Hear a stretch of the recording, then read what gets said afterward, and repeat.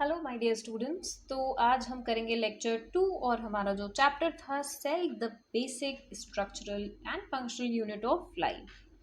तो first lecture में हमने पढ़ा था अबाउट सेल की इसकी डिस्कवरी कैसे हुई and we have studied about cell theory, correct.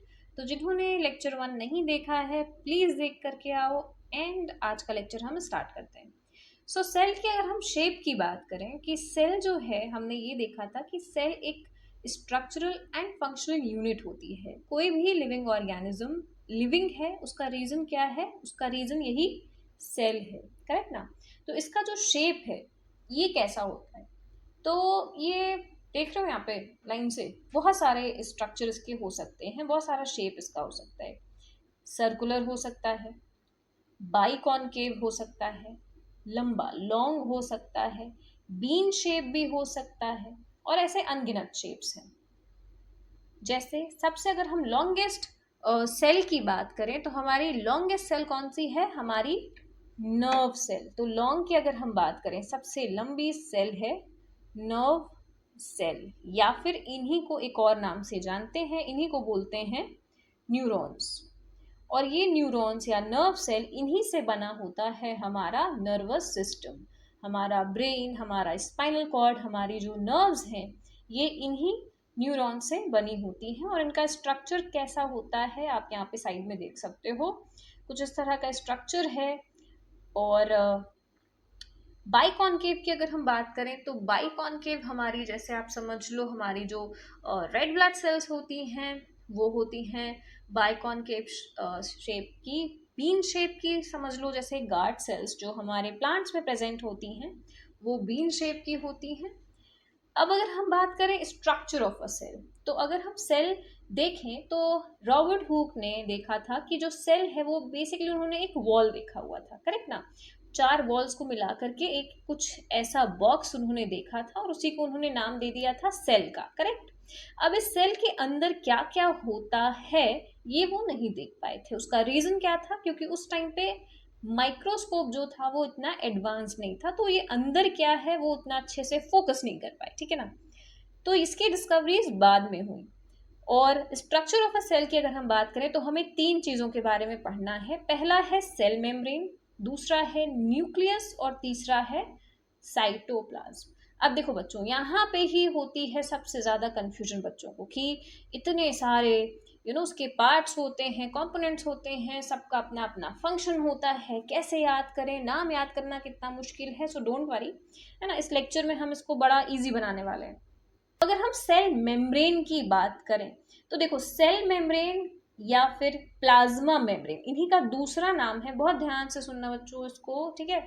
Cell membrane या फिर प्लाज्मा मेम्ब्रेन, अब ये क्या होती है, तो सेल या प्लाज्मा मेम्ब्रेन बेसिकली हमारे सेल का एक इस तरह का जो ये स्ट्रक्चर देख रहे हो, ये जो कवरिंग देख रहे हो, ये आउटलाइन देख रहे हो, इसी को हम क्या बोलते हैं, हमारा सेल या फिर प्लाज्मा मेम्ब्रेन। तो बेसिकली हमारे सेल का जो एक शेप होता है वो शेप किसकी वजह से आता है, वो आता है प्लाज्मा मेम्ब्रेन की वजह से।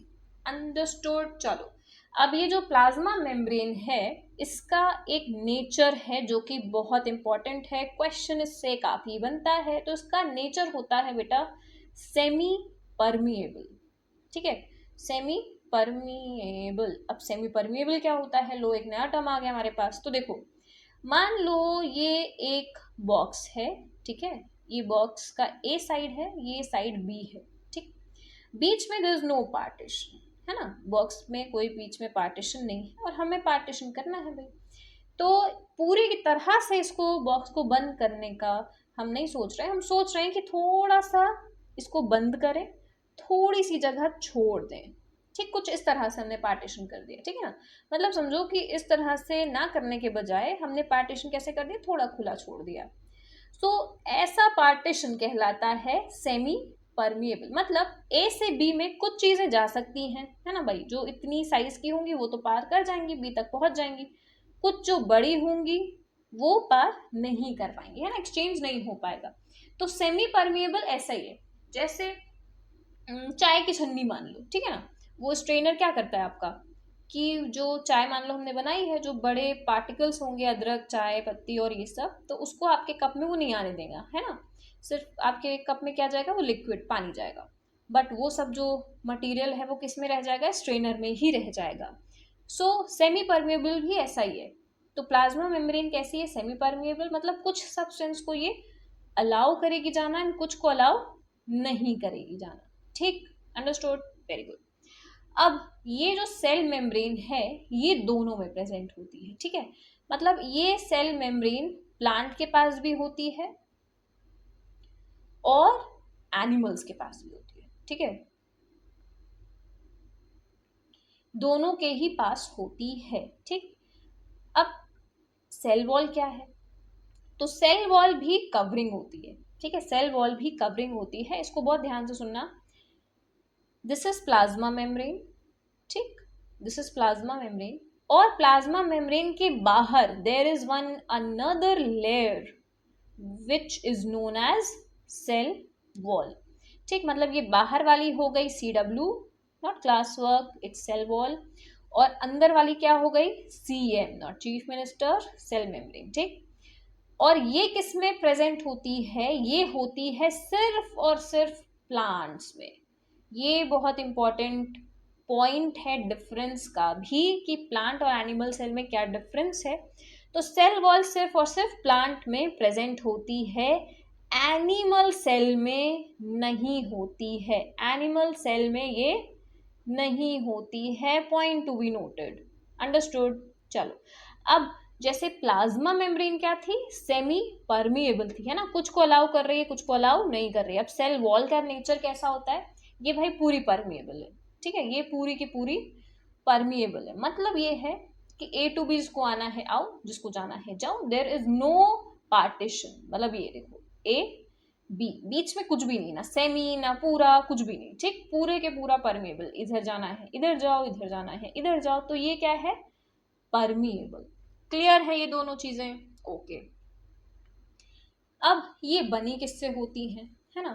तो देखो प्लाज्मा मेम्ब्रेन जो है वो बनी होती है लिपिड्स और प्रोटीन से, जिसको हम लोग लिपो प्रोटीन्स भी बोलते हैं।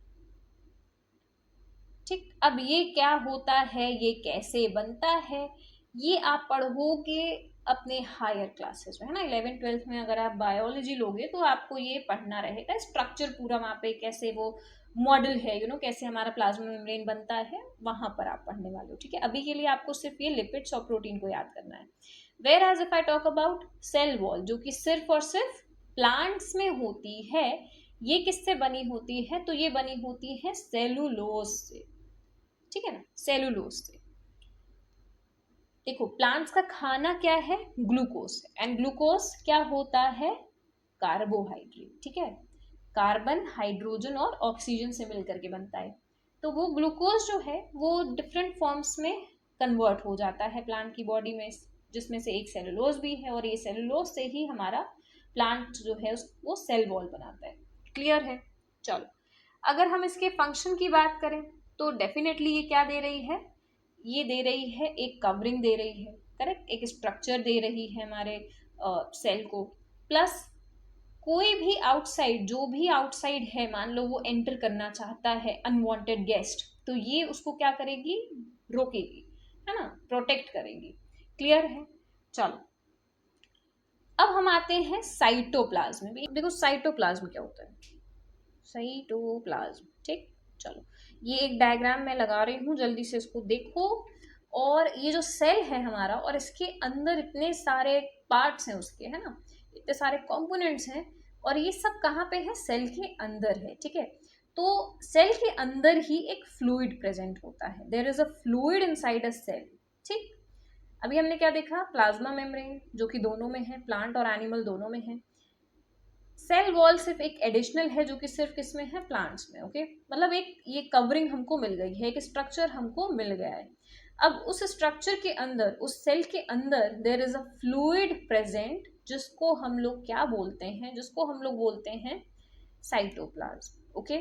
साइटो का मतलब ये होता है सेल, ओके, साइटो का मतलब है सेल, और ये प्लाज्म का मतलब होता है फ्लूइड या लिक्विड, ठीक है। तो सेल के अंदर का फ्लूइड कहलाता है cytoplasm. Okay, and this is basically semi liquid substance, ठीक है, जो सेल के अंदर होता है. एंड इस साइटोप्लाज्म के अंदर क्या क्या होता है, देखो साइटोप्लाज्म के अंदर बहुत सारे केमिकल रिएक्शंस होते हैं, ठीक है, बहुत सारे केमिकल रिएक्शंस होते हैं, जैसे रेस्पिरेशन वेशन, ये सब बहुत इसके अंदर होता है. एंड ऑल्सो अगर साइटोप्लाज्म, एक सेल लिविंग है तो मतलब उसका जो साइटोप्लाज्म है वो भी क्या है, लिविंग साइटोप्लाज्म. अंडरस्टूड. और अब देखो इसी फ्लूइड के अंदर, इसी साइटोप्लाज्म के अंदर there are many cell components, ठीक है, इसी फ्लूइड के अंदर बहुत सारे कंपोनेंट्स जो हैं वो ऐसे आप समझ लो तैरते होते हैं, ठीक. सो देखो, do not get confused. Cell structure की बात करें तो मेन हमारा पहला हमने देखा सेल मेम्ब्रेन, स्ट्रक्चर मिल गया अपनी सेल को. फिर हमने देखा साइटोप्लाज्म, है ना. साइटोप्लाज्म क्या है, फ्लूइड इनसाइड द सेल. अब न्यूक्लियस इज अलग, है ना. न्यूक्लियस बहुत ही एक इंपॉर्टेंट रोल प्ले करता है और इसको हम लोग लास्ट के लिए रखेंगे. ओके, साइटोप्लाज्म देखेंगे, साइटोप्लाज्म के अंदर क्या क्या कंपोनेंट्स हैं, फिर हम आएंगे न्यूक्लियस के ऊपर, है ना. न्यूक्लियस भी सेल के अंदर ही होता है. ओके, तो उसमें हम आएंगे लास्ट में. क्लियर है. चलो, तो साइटोप्लाज्म के अंदर क्या क्या प्रेजेंट है, तो सबसे पहला हम लेंगे, जैसे तुम इस डायग्राम में देख रहे होगे, सबसे पहला हम लोग लेते हैं एंडोप्लाज्मिक रेटिकुलम को. ठीक, चलो इसको समझते हैं कि ये एंडोप्लाज्मिक रेटिकुलम क्या होता है. ओके, एंडोप्लाज्मिक रेटिकुलम, देखो एक सेल, ठीक है, एक सेल, ये हो गया क्या, सेल मेम्ब्रेन, या फिर इसी को क्या बोलते हैं, करेक्ट, प्लाज्मा मेम्ब्रेन, है ना.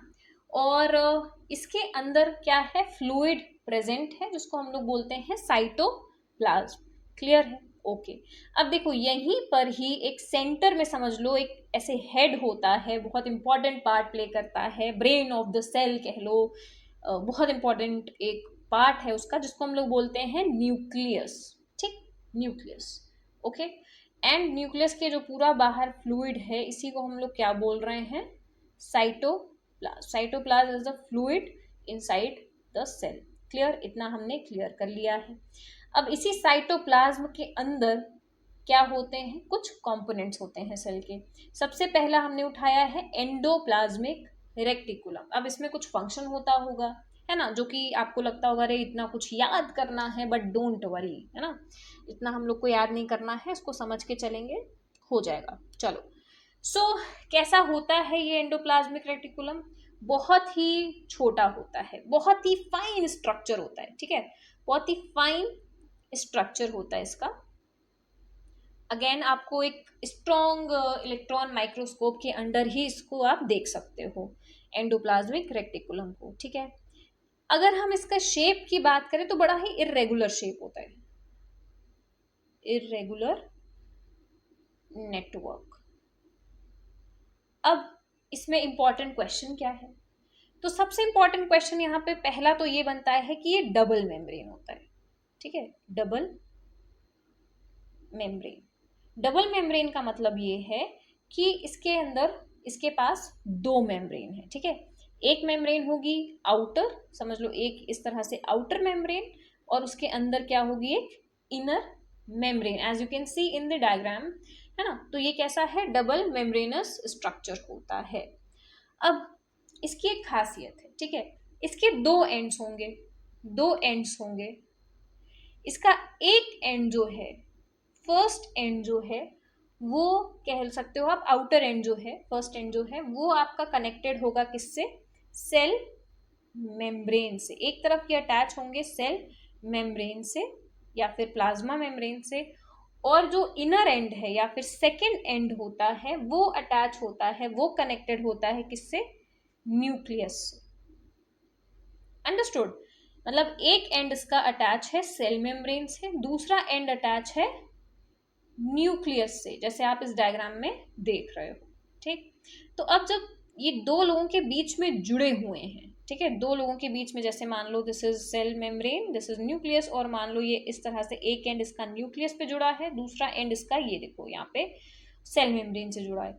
तो मतलब ये क्या कर रहे हैं, एक नेटवर्क फॉर्म कर रहे हैं, ना, कनेक्शन फॉर्म कर रहे हैं कि यहाँ से यहाँ तक के बीच का एक ये पाथवे है ना, एक कनेक्शन है. और डायग्राम में भी देख सकते हो आप, ये कुछ इस तरह का स्ट्रक्चर जो है वो रास्ता जैसा ही लग रहा है ना. तो इनका रोल भी वैसा ही होता है। ठीक है, अभी रोल पे आते हैं। अभी देखो ये बेसिकली दो टाइप के होते हैं। ठीक है, दो टाइप के होते हैं। देखो मैं तुमको ना सब इंपॉर्टेंट चीजें बता रही हूँ, और ये क्वेश्चन इसी से बनने वाला है तुम्हारा, और कहीं बाहर से कुछ नहीं आने वाला। बहुत ध्यान से इसको देखना, ठीक है, and then just read your book and you are good to go. तो इसके दो टाइप्स होते हैं, ओके। एक होता है RER, okay, rough. R stand for what? Rough endoplasmic reticulum. Okay, एक टाइप होता है रफ एंडोप्लाज्मिक रेक्टिकुलम, और दूसरा इसका जस्ट ऑपोजिट। अब कोई चीज रफ है तो वो क्या होगी, ऑपोजिट उसका क्या होगा? Smooth endoplasmic reticulum. ठीक, तो दूसरा क्या है? SER, है ना, SER, smooth. S stand for smooth. ठीक, rough endoplasmic reticulum and smooth endoplasmic reticulum. ठीक, अब देखो यहाँ पे डायग्राम तुम देख रहे हो यहाँ पे। सो ये जो है कुछ इनका जो स्ट्रक्चर है उसमें कुछ ऐसे डॉट सा बना है, गोल गोल सा उसमें अटैच्ड है ना। देयर इज अ पार्टिकल, यहाँ पे देखो कुछ ऐसे डॉट डॉट सा लगा हुआ है। तो रफ एंडोप्लाज्मिक रेक्टिकुलम क्या होता है बेसिकली, कि देयर इज राइबोसोम। ये जो स्ट्रक्चर देख रहे हो इनसे जो अटैच्ड है उसको हम लोग क्या बोलेंगे? राइबोसोम। ठीक है, इनसे रफ एंडोप्लाज्मिक रेटिकुलम पे अटैच होता है राइबोसोम। अब ये राइबोसोम क्या है, जस्ट हम नेक्स्ट पढ़ने ही वाले हैं। ठीक है, तो ये याद रखना कि राइबोसोम्स जो हैं अगर एंडोप्लाज्मिक रेटिकुलम पे अटैच हैं तो ऐसे एंडोप्लाज्मिक रेटिकुलम कहलाते हैं रफ एंडोप्लाज्मिक रेक्टिकुलम। और अगर ये एब्सेंट है, देयर इज नो राइबोसोम, है ना, राइबोसोम प्रेजेंट ही नहीं है, सो ऐसे को क्या बोलेंगे? Smooth endoplasmic reticulum. ठीक है, there is just this difference. Okay okay, अब इनका फंक्शन क्या है? ठीक है, तो देखो ये एक फ्रेमवर्क फॉर्म कर रहे हैं, है ना, देयर इज अ पाथ, ये फॉर्म कर रहे हैं, पाथवे फॉर्म कर रहे हैं, है ना, क्योंकि एक एंड अटैच है न्यूक्लियस से, एक एंड अटैच है सेल मेम्ब्रेन से। तो बेसिकली ये क्या कर रहे हैं? सपोर्टिंग फ्रेमवर्क दे रहे हैं हमारे सेल को। क्या दे रहे हैं? एक सपोर्टिंग फ्रेमवर्क।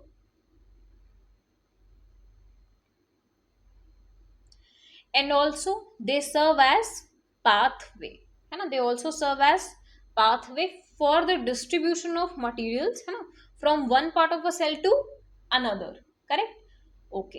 अब देखो ये राइबोसोम क्या करता है, जल्दी से अब हम इसको समझ लेते हैं। तो राइबोसोम का रोल, सबसे इंपॉर्टेंट जो क्वेश्चन इनका बनता है, तो राइबोसोम जो है वो बेसिकली फैक्ट्री है। ठीक है, अब फैक्ट्री में कुछ ना कुछ तो बनेगा भाई, तो ये राइबोसोम में क्या बनता है? राइबोसोम में बनता है प्रोटीन। ठीक है, दिस इज वेरी इंपॉर्टेंट कि राइबोसोम में क्या बन रहा है? प्रोटीन बन रहा है। So they are what? Factories of protein, है ना। तो प्रोटीन कहाँ पे सिंथेसिस होता है? ये होता है हमारा राइबोसोम में। अब ये कहाँ प्रेजेंट होते हैं? तो देखो सेल के अंदर, ठीक है, ये सेल है, सेल मेम्ब्रेन है, सेल के अंदर जो साइटोप्लाज्म है, दे कैन बी लाइक ऐसे ही फ्रीली मूव कर सकते हैं साइटोप्लाज्म, है ना, ऐसे फ्रीली घूम सकते हैं इधर उधर। बहुत स्मॉल स्मॉल ग्रैन्यूल्स होते हैं, ऐसे ही फ्रीली ये मूव कर सकते हैं हमारे साइटोप्लाज्म में। या फिर क्या, अभी जस्ट बताया मैंने, है ना, या फिर ये अटैच हो सकते हैं किससे? एंडोप्लाज्मिक रेक्टिकुलम से, है ना, उस पे ये अटैच भी हो सकते हैं। देखो फ्री लिविंग हो सकते हैं, और ये अटैच हो सकते हैं किससे? ये देखो इस तरह का जो एंडोप्लाज्मिक हमारा है उससे बेचारे ये ऐसे अटैच हो सकते हैं आकर के, है ना। और एंडोप्लाज्मिक को क्या बनाएंगे? रफ एंडोप्लाज्मिक रेक्टिकुलम बना देंगे। क्लियर है? ओके, ये बहुत इंपॉर्टेंट पॉइंट है, क्वेश्चन काफी आता है इससे, अपने को इसको नहीं भूलना है, ठीक है ना। माइटोकॉन्ड्रिया क्या होता है? अगेन ये माइटोकॉन्ड्रिया जो है बेसिकली इसका फंक्शन क्या है, स्ट्रक्चर क्या है? पहली चीज तो ये भाई बहुत इंपॉर्टेंट है ना, मार्क इट एज इंपॉर्टेंट। अब माइटोकॉन्ड्रिया भी कैसा है? Double membrane. ठीक है, अब ये देखो डबल मेम्ब्रेन और सिंगल मेम्ब्रेन में बार बार इसलिए बोल रही हूँ क्योंकि इससे क्वेश्चन आता है ना, तो अपने को ये याद रखना है, क्योंकि अभी हम आगे देखेंगे कि बहुत सारे ऐसे कंपोनेंट्स हैं जो कि सिंगल मेम्ब्रेन होते हैं। ठीक है, जस्ट सिंगल लेयर होती है जिनमें, तो ये है डबल मेम्ब्रेन। एंडोप्लाज्मिक कैसा है? Double membrane. ठीक, तो ये अपने को नहीं भूलना है।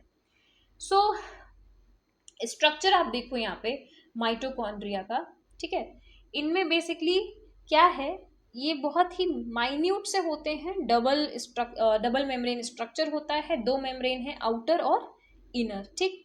और ये जो इनर वॉल है, यहाँ पे जो डायग्राम आप देख सकते हो, ये जो इनर वॉल है ये बेसिकली प्रोड्यूस करती है कुछ ऐसा फिंगर लाइक प्रोजेक्शन, है ना, इनवर्ड कुछ इस तरह से फिंगर लाइक प्रोजेक्शन ये बना रहे हैं, जिसको हम लोग बोलते हैं क्रिस्टी, ठीक है, जिनको हम लोग क्या बोलते हैं, क्रिस्टी, ठीक है, they are basically finger like projection, okay. अब माइटोकॉन्ड्रिया इंपॉर्टेंट क्यों है ना, सबसे इंपॉर्टेंट क्वेश्चन तो भाई ये बनता है कि इंपॉर्टेंट क्यों है। तो देखो, एक प्रोसेस है रेस्पिरेशन का, ठीक है, एक प्रोसेस होता है बेटा रेस्पिरेशन, मैं तुमको यहाँ पे थोड़ा सा उसको बता रही हूँ कि आगे आने वाले क्लासेस में हमको रेस्पिरेशन भी पढ़ना है ना। तो रेस्पिरेशन देखो क्या होता है कि एक सेल है मान लो, ठीक है, एक मान लो ये सेल है, उसके पास ग्लूकोज है, ठीक है, उसके पास क्या है, ग्लूकोज, एक स्टोरी बता रहे हैं हम, देखो तुमको सेल की एक स्टोरी बता रहे हैं, कहाँ से आया, कैसे आया, क्यों क्या करना है, इसको छोड़ दो। ये देखो एक सेल, सेल के अंदर ग्लूकोज, ठीक। अब सेल ग्लूकोज क्यों लिया उसने, क्योंकि उसको एनर्जी चाहिए, है ना, सेल को काम करना है अपने अंदर, तो उसको चाहिए एनर्जी, तो glucose is a source of energy, है ना। जैसे हम लोग एड वैड में भी देखते हैं ना, ग्लूकोज पे इंस्टेंट एनर्जी आ जाएगी, तो सेल को भी इंस्टेंट एनर्जी चाहिए, किससे मिलेगी उसको, ग्लूकोज से, C6H12O6, है ना, ये फॉर्मूला है हमारे ग्लूकोज का। सो देखो ये ग्लूकोज जो है वो कैसे एनर्जी देता है, तो ब्रेक डाउन होता है ग्लूकोज का, ठीक है, ग्लूकोज जो है वो टूटता है पहले तो ये टूटता है पाइरूवेट में, ठीक है, तुम लोग को अभी ये टर्म नहीं याद हो रहा है, सो डोंट वरी, ठीक है, स्टोरी तरह बस सुनो, किरदार याद करने की जरूरत नहीं अभी, है ना। ग्लूकोज टूटता है पाइरूवेट में इन साइटोप्लाज्म, है ना, साइटोप्लाज्म क्या है, फ्लूइड इनसाइड द सेल, ये जो फ्लूइड है उसी के अंदर ग्लूकोज टूटा इनटू पाइरूवेट, ठीक, ग्लूकोज टूटा इनटू पाइरूवेट, ठीक है। ग्लूकोज क्या है, C6H12, तो 6 कार्बन, और पाइरूवेट होता है बेटा 3 कार्बन, है ना, 6 से 3 हो गया, ऐसे समझ आया। अब देखो ये पाइरूवेट भी आगे जाके टूटेगा, ये पाइरूवेट को भी टूटना है, क्यों टूटना है, क्योंकि उसको एनर्जी चाहिए, है ना, ताकत चाहिए, एक सेल को ताकत चाहिए, इसीलिए ग्लूकोज को तोड़ने पे तुली हुई है। सो देखो एक सेल के अंदर जो सेल ऑर्गेनल है हमारा ये माइटोकॉन्ड्रिया, ये कहता है कि लाओ हम तोड़ें ये जो सेल, डबल मेम्ब्रेन बना देते हैं भाई, है ना। अब इसमें क्या होगा, ये पाइरूवेट को तोड़ा जाएगा, ठीक, पाइरूवेट को तोड़ने की रिस्पॉन्सिबिलिटी ले रहा है माइटोकॉन्ड्रिया, तो ये उसको तोड़ेगा और रिलीज करेगा एनर्जी, ठीक है, वो रिलीज क्या करेगा, एनर्जी को। इसीलिए ये जो माइटोकॉन्ड्रिया है इसको power house of the cell बोलते हैं, है ना, क्योंकि पावर हाउस क्या है, मतलब क्या है कि बहुत सारा पावर है, पावर मीन्स व्हाट, एनर्जी, है ना। तो ये सारी की सारी एनर्जी कहाँ पे प्रेजेंट है, ये प्रेजेंट है हमारे माइटोकॉन्ड्रिया में, क्यों, क्योंकि माइटोकॉन्ड्रिया में ही भाई पाइरूवेट टूटा है ना, पाइरूवेट टूटा है, एनर्जी रिलीज की है उसने, that is why mitochondria is known as power house of the cell, okay. अब चलो बच्चों को एक और कंफ्यूजन होती है यहाँ पे, क्योंकि एनर्जी दिया हुआ है, बट मैम एनर्जी बहुत सारी जगह पे नहीं दिया है हमारी बुक में दिया है एटीपी। अब ये एटीपी क्या है मैम, आपने तो एनर्जी बताया, ये नया आ गया एटीपी आ गया। तो देखो एटीपी क्या होता है, जैसे हम लोग अगर मनी की बात करें, है ना, ठीक, मनी की बात करें, तो इंडिया में अगर हम मनी की बात करें तो we talk about it in rupees, है ना, वैसे दूसरी कंट्रीज में डॉलर होता है, तो ये बेसिकली क्या है, करेंसी है, तो whenever we talk about money we talk about what, currency उसकी, है ना। सो वैसे ही जब भी हम एनर्जी की बात करते हैं तो एनर्जी की हम बात किस में करते हैं, हम बात करते हैं एटीपी में, ठीक है, जैसे 2 ATP, 38 ATP, 36 ATP like that, ठीक है। तो एटीपी इज व्हाट, एटीपी बेचारी होती है करेंसी इसी एनर्जी की, ठीक है। इसका फुल फॉर्म भी है जो कि बहुत इंपॉर्टेंट है और आपको याद होना ही होना चाहिए। तो एटीपी स्टैंड्स फॉर, मैं लिख दे रही हूँ, एडिनोसाइन, ठीक है, एडिनोसाइन ट्राई, टी से क्या होता है ट्राई, और पी से होता है फॉस्फेट, लिख दिया, ठीक है, एडिनोसाइन ट्राई फॉस्फेट, क्लियर है, ओके। तो मतलब सेल के अंदर जिसको भी एनर्जी चाहिए, है ना, उसको किससे कांटेक्ट करना पड़ेगा? उसको कांटेक्ट करने पड़ेगा इससे, डबल मेम्ब्रेनस स्ट्रक्चर से, जिसका नाम है माइटोकॉन्ड्रिया। ठीक है, चलो आई होप इतना तुमको समझ में आया है। अभी हम लोग नेक्स्ट जो है आगे बढ़ेंगे नेक्स्ट लेक्चर में। I hope this is clear. ठीक है, अच्छा तुम लोग को अगर नोट्स वोट्स चाहिए या कोई भी डाउट हो, कंफ्यूजन हो, कमेंट करना। ठीक है, I will look after it and yes, have a good day, study well, bye bye.